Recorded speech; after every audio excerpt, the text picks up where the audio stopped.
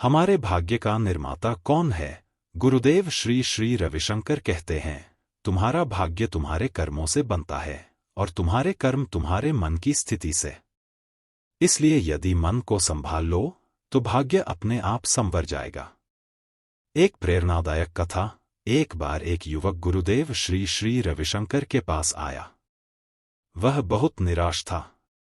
उसने कहा, गुरुदेव, मेरे जीवन में कुछ भी ठीक नहीं हो रहा। लगता है मेरा भाग्य ही खराब है। क्या मेरा भाग्य भगवान ने पहले से ही तय कर रखा है?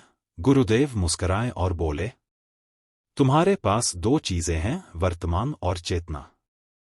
भाग्य वह नहीं है जो पहले से लिखा हो, बल्कि वह है जो तुम हर पल बना रहे हो। उन्होंने एक उदाहरण दिया, अगर तुम बीज बोते हो जैसे आम का बीज, तो आम का पेड़ उगेगा।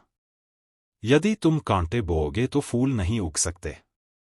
यही नियम जीवन पर भी लागू होता है। तुम्हारे विचार, तुम्हारे शब्द और तुम्हारे कर्म, ये सब तुम्हारे भाग्य के बीज हैं। गुरुदेव के अनुसार भाग्य के निर्माता हमारे कर्म, एक्शंस। जो हम करते हैं वही लौटकर हमारे पास आता है।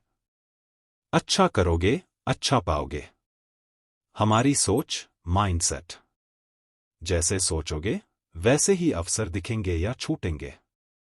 हमारी भावनाएं, इमोशंस। नकारात्मक भावनाएं ऊर्जा को नीचे गिराती हैं, जबकि सकारात्मक भावनाएं चेतना को ऊंचा उठाती हैं।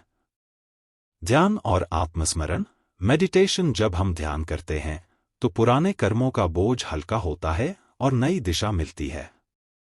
गुरुदेव का संदेश, तुम अपने भाग्य के निर्माता हो।